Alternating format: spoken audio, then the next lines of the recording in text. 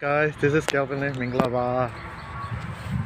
Justin Church just here young today. Justin Church got a compound here like the name of point our church service here in the I can call me. I just get move quite down with the chow and I get.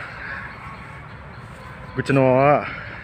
diploma in political science down 10 here. Thought any got there at time, but diploma down so. Chow the big and Lame September Sakoya and if you October 2ရက်နေ့ထိ final semester ဆောင်းပွဲရှိတယ်အဲ့တော့ကြားထဲမှာ semester break ပေါ့ကြားထဲမှာစာကြည့်ချိန်ဆိုပြီးနှစ်ပတ်ပေးထားတယ်နှစ်ပတ်ဆိုပြီးလည်းမလောက်ပါဘူးစာရနည်းနည်းများတယ်အဲ့တော့ကြားချိန်လေးမှာတငယ်ချင်းတွေနဲ့မနေ့တိုင်းတွေ့ရတဲ့ချိန်လေးကိုပြန်လွှမ်းနေတာ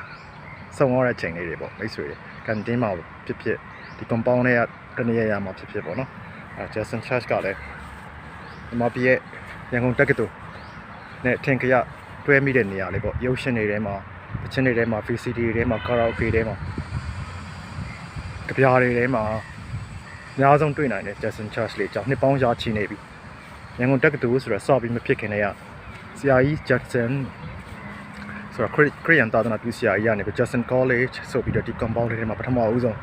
စဖြစ်လာတာပေါ့နော်သူက Kolkata တက္ကသိုလ်ဘယ်လိုလဲဆိုအိန္ဒိယနိုင်ငံ Kolkata ပြည်နယ်ရဲ့တက္ကသိုလ်နဲ့လည်းဆက်ရှိပါတယ်။တမိုင်းကြောင်းညပေါ့နော်။တော်တော်လေးလှပါတယ်ကျွန်တော်ရမ်းသဘောကျတဲ့နေရာလေးတစ်ခုပေါ့။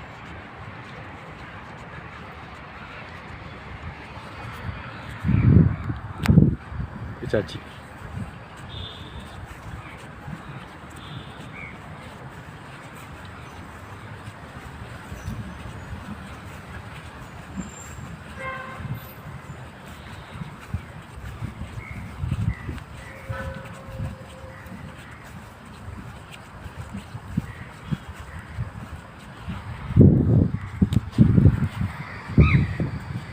ကဲဒီဗီဒီယိုလေးကိုကြိုက်နဲ့သဘောတွေ့မယ်လို့ကျွန်တော်ယုံကြည်ပါတယ် Hopefully to be able to bring you more. Stay with me. Bye for now. This is Kelvin Lin. Greetings from Yangon, Myanmar.